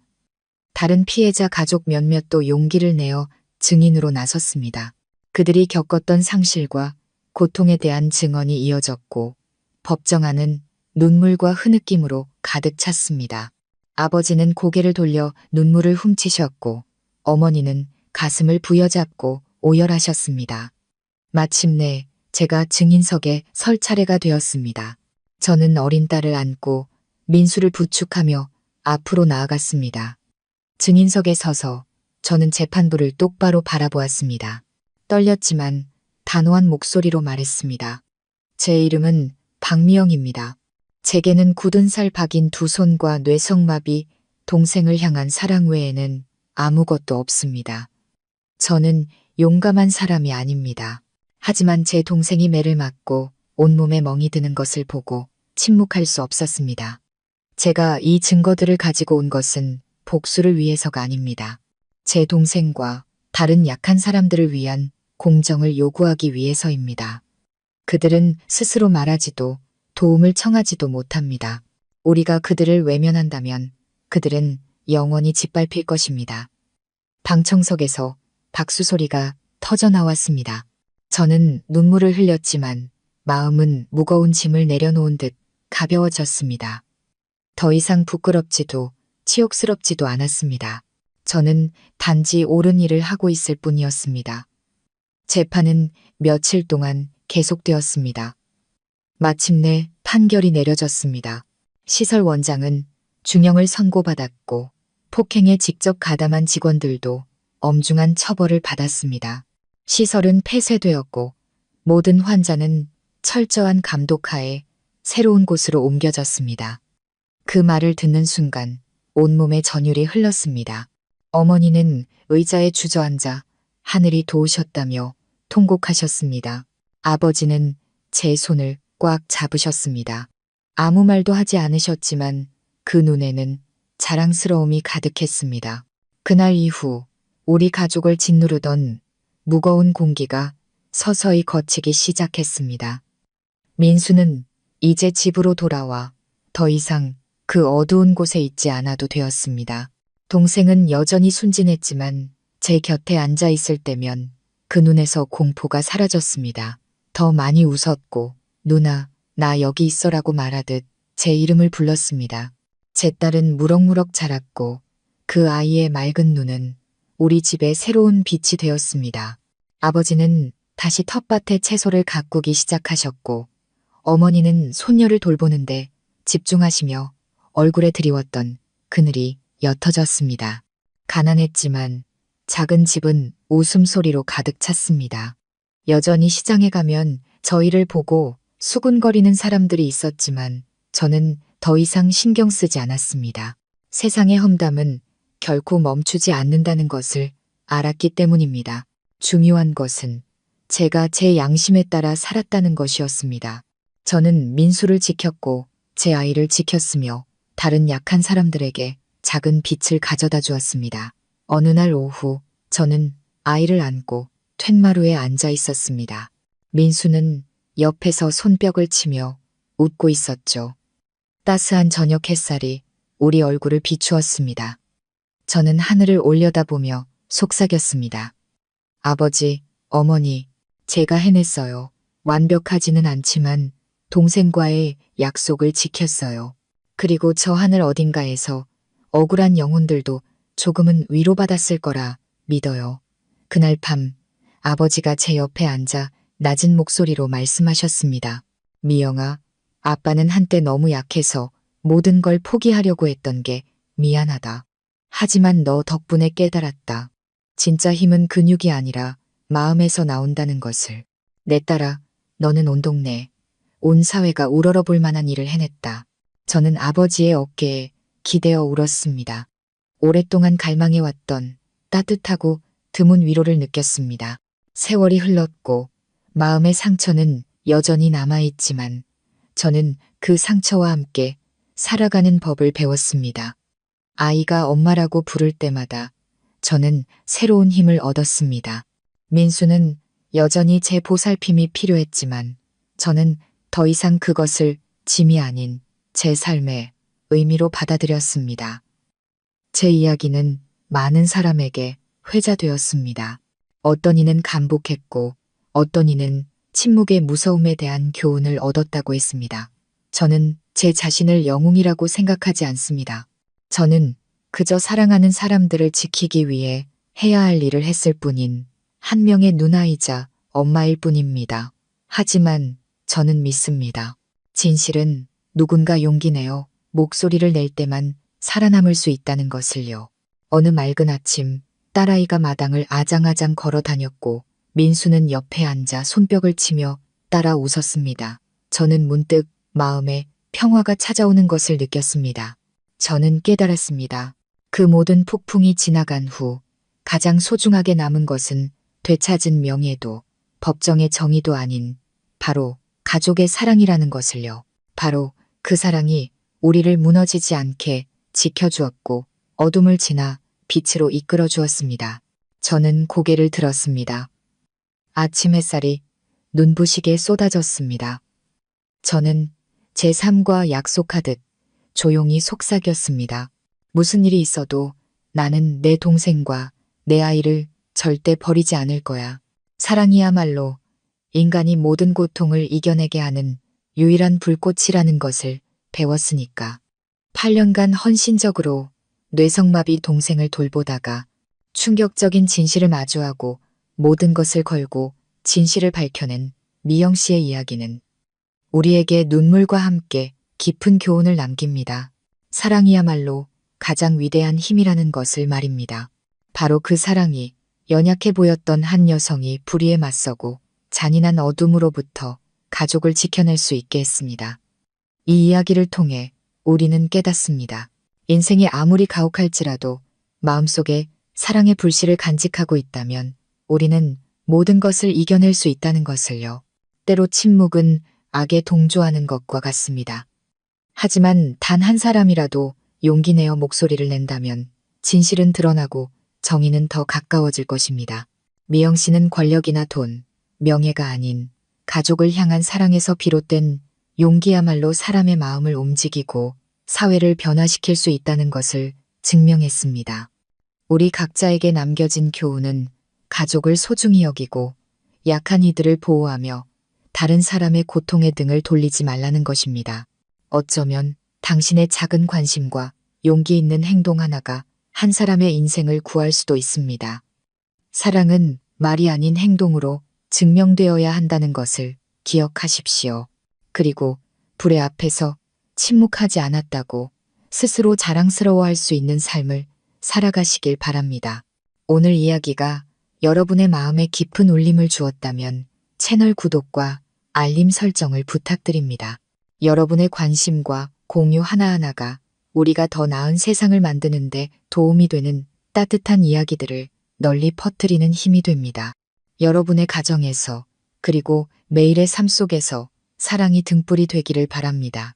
오늘 당신이 내민 따뜻한 손길을 내일은 당신이나 당신의 가족이 돌려받게 될지도 모릅니다. 그리고 이것 하나만은 믿으십시오. 우리가 서로를 포기하지 않는 한 그 어떤 어둠도 결국에는 거치게 될 것입니다.